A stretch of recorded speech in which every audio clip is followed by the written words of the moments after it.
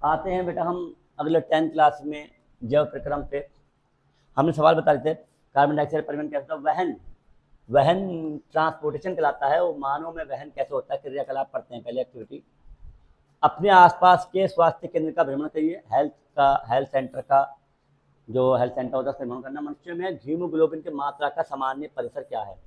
सामान्य परिसर देखा गया 10 से 13 होता है, 10 से 14 तक होता है, लेकिन 10 का कमी कहलाती है और 14 हाई ब्लड प्रेशर हाई होने की वजह होती है। और नॉर्मल जो होता है वो बेटा 11 से 12 होता है। लेडीज़ में 10 से 13 देखा गया है। लेडीज़ का हीमोग्लोबिन कम होता है और जेंट्स का हीमोग्लोबिन थोड़ा 11 से 13 देखा गया है। सॉरी 12 लिख रहा हूँ, 13 13 13 11 से 13 देखा गया है। 14 होता है। क्या ये बच्चे और वयस्क के समान है? नहीं बेटा, बच्चे वयस्क के समान नहीं होता है। वयस्क के ज़्यादा होता है, बच्चे के कम होता है। क्या पुरुष और महिला का होने से बनता है? बिल्कुल सही है। महिलाओं में हीमोग्लोबिन की मात्रा बहुत कम पाई जाती है, खासतौर से भारत में। अपने आसपास के एक पशु चिकित्सक क्लिनिक का भ्रमण कीजिए कि आपकी पशुओं में भैंस में हीमोग्लोबिन मात्रा सामान्य परिसर क्या है। इसका मात्रा परिसर बेटा हेल्थ सेंटर से पता चलेगा, इंटरनेट से पता चलेगा, देख लेंगे। क्या ये मात्रा बछड़ों में नर मादा जंतु समान है? लगभग समान हो सकती है, लेकिन फर्क काफ़ी बनता है। माता बछड़ों में नर मादा मानवों में जंतुओं में दिखाई देने अंतर की तुलना कीजिए। कोई अंतर है तो उसे कैसे समझाओगे? अंतर होने की वजह है कि गाय वाय जो भी ब्लड ओरिएंटेड ज़्यादा लेगा पदार्थ, वो क्लियर तौर पे ज़्यादा उसका हीमोग्लोबिन होगा। हीमोग्लोबिन बनाने के लिए ग्लोबिन प्रोटीन होता है और हीमो होता है। हीमो मतलब आयरन। आयरन चीज़ों से खानी चाहिए। पालक होता है, टमाटर होता है, लेकिन पालक, टमाटर और खजूर और थोड़ा रेड मीट है, ये उनके लिए हैं जो वेज नॉन वेज होते हैं। पालक, टमाटर, खजूर में अत्यधिक मात्रा में आयरन मिलता है। और है अनार, इससे आपको काफ़ी कुछ मिल जाएगा। लेकिन पालक और खजूर, टमाटर खाने से ज़्यादातर कैल्शियम भी ज़्यादा बन जाता है और कैल्शियम ऑक्जेलेट बन जाता है, जिससे पथरी होती है। थोड़ा बचते हैं।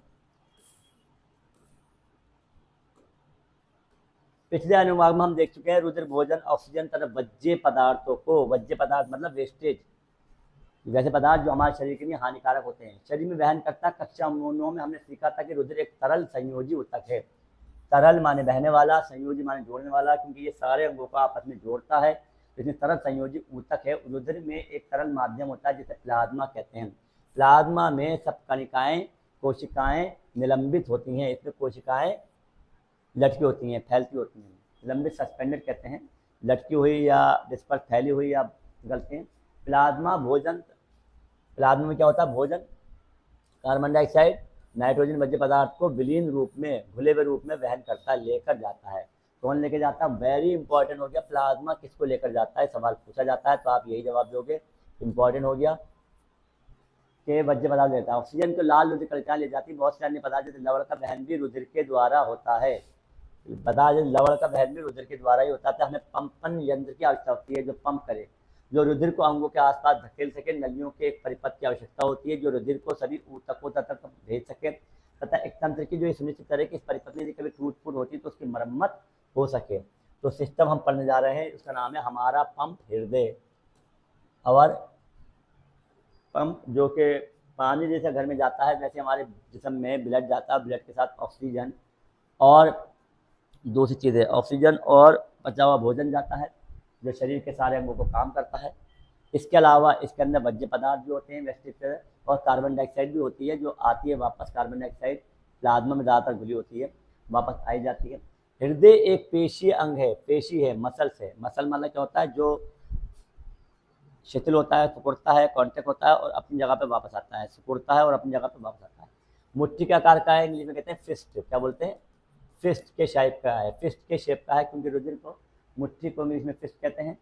क्योंकि रुधिर को ऑक्सीजन के कार्बन डाइऑक्साइड दोनों का ही वहन करना होता है, तो ऑक्सीजन प्रचुर रुधिर को कार्बन डाइऑक्साइड जो रुधिर में मिलने को रोकने के लिए हृदय कई कोष्ठों में, कई कमरों में, चैम्बर्स में बटा होता है। कार्बन डाइऑक्साइड प्रचुर रुधिर को कार्बन डाइऑक्साइड छोड़ने के लिए फुफ्फुस में जाना होता है, तथा फुफ्फुस से वापस ऑक्सीजन रुधिर को हृदय में लाना होता है। ऑक्सीजन प्रचुर रुधिर तब शरीर के शेष हिस्सों में पंप किया जाता है। हम इस प्रक्रम को विभिन्न चरणों में समझा सकते हैं। ऑक्सीजन प्रचुर रुधिर फुफ्फुस से हृदय में बाईं और स्थित कोष्ठ बायां अलिंद में आता है। देखिए ध्यान से, यहाँ से आपको बड़ा इजी होगा। 2-3 लाइनें आपको याद करनी है, अगर याद होगा तो ठीक है, नहीं याद हो तब भी समझा देंगे। बेटा ये है, पहले हम शुरुआत से चलेंगे जहाँ से आएंगे, फुफ्फुस शिराएँ। ध्यान से देखें, मैं कलर थोड़ा बदल रहा हूँ क्योंकि कलर जो है वो सेम हो जाएगा तो परेशान करेगा। कौन सा ले लें? नीला भी है, पीला भी है, हरा नहीं है, हरा ले लें। तो अंडू करें पहले, नहीं हो रहा, चलो कोई बात नहीं। हाँ तो मैंने हरा कलर ले लिया क्योंकि समझाने के लिए।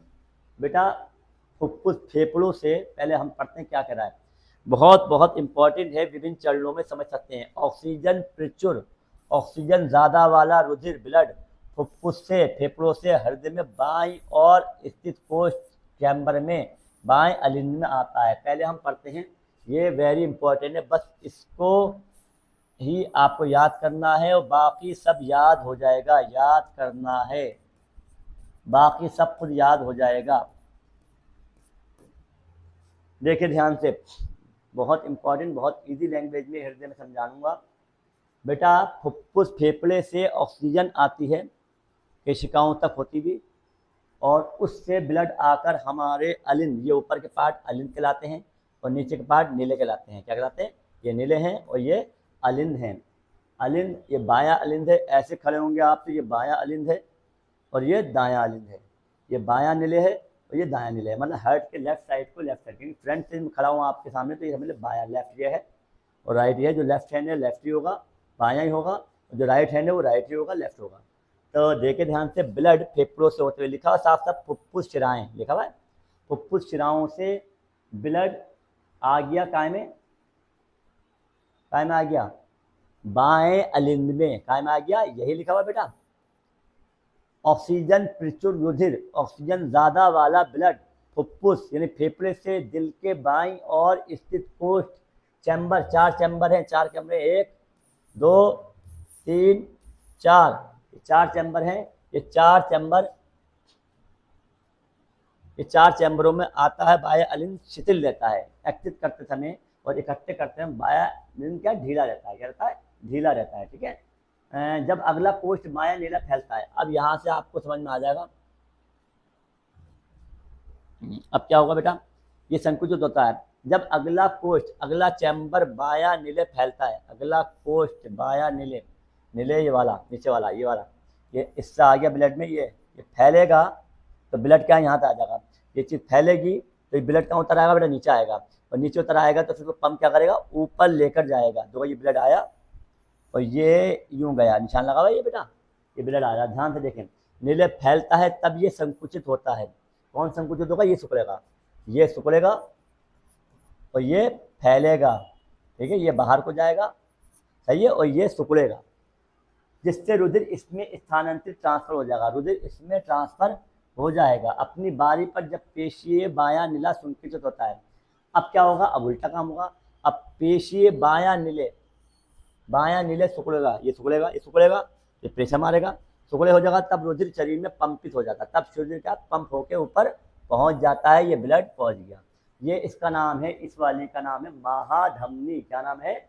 महाधमनी। महाधमनी से होता हुआ अब कहाँ जाएगा? थोड़ा ध्यान से देखें, आराम से।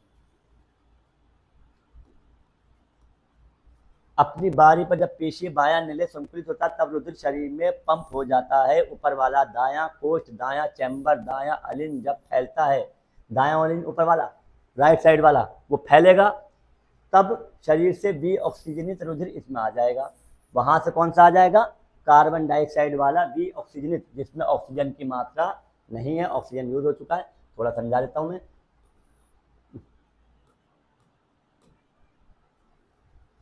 हाँ बेटा, ये है शरीर के ऊपरी भाग से, यहाँ से ब्लड आया, कहाँ से आया? शरीर के सारे अंगों से यहाँ पे आ गए। तो ब्लू कलर दिखाया है, कौन सा कलर दिखाया है? नीला कलर। नीले कलर में क्या है? कार्बन डाइऑक्साइड अधिक है ये, और इसमें कौन सा कलर है? ऑक्सीजन अधिक है, ऑक्सीजन ज्यादा मात्रा में है, और इसमें कौन सी मात्रा है? कार्बन डाइऑक्साइड है। फेफड़ों से कार्बन डाइऑक्साइड वाला रुधिर इसमें आया, यहाँ से आया, यहाँ से एंट्री करा, और यहाँ से वही प्रोसेस होते हुए कहाँ चला गया? फुफ्फुस की, फेफड़ों की ओर चला गया, फेफड़ों की ओर चला गया ब्लड, और फेफड़ों की ओर ब्लड जाकर वहाँ पर उसने नाक के द्वारा निकल गया, नाक और मुंह के द्वारा, और वहाँ से फिर वही ऑक्सीजन वाला चक्र चल रहा है। समझ में आ गया होगा आपके, ज़्यादा टफ नहीं है, आराम आराम से बना बना के लिख आएंगे, चित्र बनाना है रफली और सवाल हो जाएगा पूरा।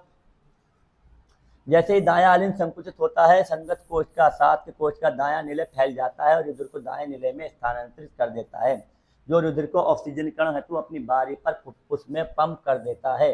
अलिंद अपेक्षा निलय की पेशी भित्ति मोटी होती है। देखिए जरा ये बहुत मोटी है, क्यों होती है? क्योंकि निलय को पूरे शरीर में रुधिर भेजना होता है। जब अलिंद या निलय संकुचित होते हैं तो वाल्व उल्टी दिशा में रुधिर प्रवाह को रोकता सुनिश्चित करता है। जब अलिंद या निलय सिकुड़ते हैं तो वाल्व उल्टी दिशा में रुधिर को भेजने से बचता है। मतलब क्या? कपाट। देखें ये भित्ति, देखें ये दीवार देखें मोटी है और ये दीवार देखें पतली है, क्योंकि यहाँ से प्रेशर पड़ेगा, यहाँ ब्लड आएगा, प्रेशर मारेगा, तो ये भित्ति क्या मोटी होनी चाहिए।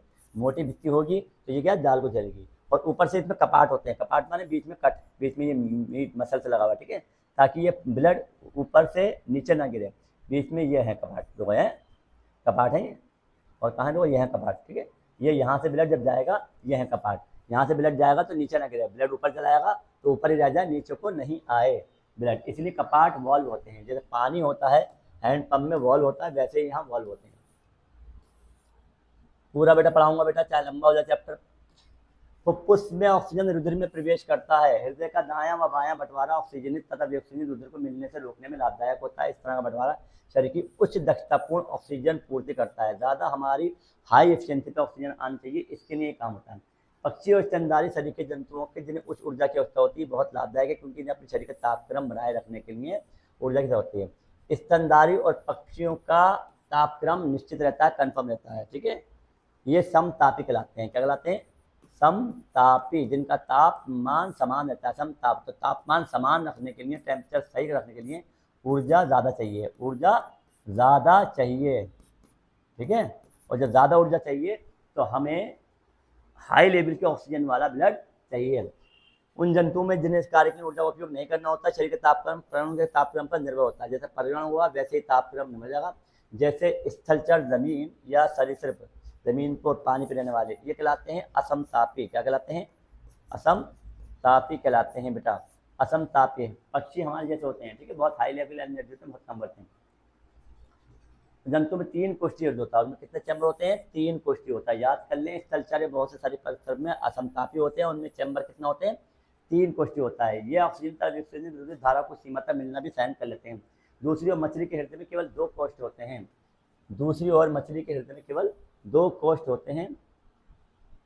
अब मछली पानी में रहती है, उसके हृदय में कितने होते हैं? 2 कोष्ठ होते हैं, जहाँ से रुधिर क्लोम में भेजा जाता है। क्लोम माने गल पड़े से, जहाँ ये ऑक्सीजनित होता है, ऑक्सीजन मिल जाता है, सीधा शरीर में भेज दिया जाता है। मछली शरीर में एक चक्र में केवल एक बार ही रुधिर हृदय में जाता है। दूसरी और अन्य कशेरुकों में प्रत्येक चक्र में 2 बार हृदय जाता है। इसीलिए कशेरुकी रीढ़ की हड्डी वाले प्राणियों को दोहरा परिसंचरण कहते हैं। चलिए मैं यहाँ पर थोड़ा ग्राफ दिखा दूँ। क्या ग्राफ है? देखिए ध्यान से बेटा, फुफ्फुस से फुफ्फुसी शरीर। बेटा ये देखिए, यहाँ से ब्लड फेफड़ों से आया, रेड वाला ब्लड बेटा, रेड वाला ब्लड क्या होगा? ये वाला होगा ऑक्सीजन ज़्यादा वाला, ठीक है। ये इसमें आया और यहाँ तक काट होता हुआ यूँ कहाँ से लगाया? सारे अंगों तक। ध्यान रखना, ये हार्ट की ऊपर की कोशिकाओं तक भी आएगा, माइंड तक भी आएगा, पैर तक, हाथ तक, सभी जगह जाएगा। शरीर के फुफ्फुस के अलावा, फेफड़ों के अलावा सभी जगह जाएगा ये, चाहे वो खुद हृदय तक भी आएगा, ठीक है। अब फिर वहाँ से कौन सा? कार्बन डाइऑक्साइड वाला हृदय ब्लड यहाँ पर आके यूँ काट होते हुए यहाँ तक कहाँ चला जाएगा? फेफड़ों पे चला जाएगा। फेफड़ों से फिर ऑक्सीजन मिल जाएगी उसको, फिर दोबारा वही घूम जाएगा। तो मुझे लगता है चैप्टर आपके समझ में आ गया होगा। नहीं आया तो बार बार देखिए, समझ में आ जाएगा। रक्तदाब मैं ज़रा पढ़ा दूँ, तो रक्तदाब मेरे बाद में आएगा, बहुत हो गया, लंबा वीडियो हो गया। धन्यवाद।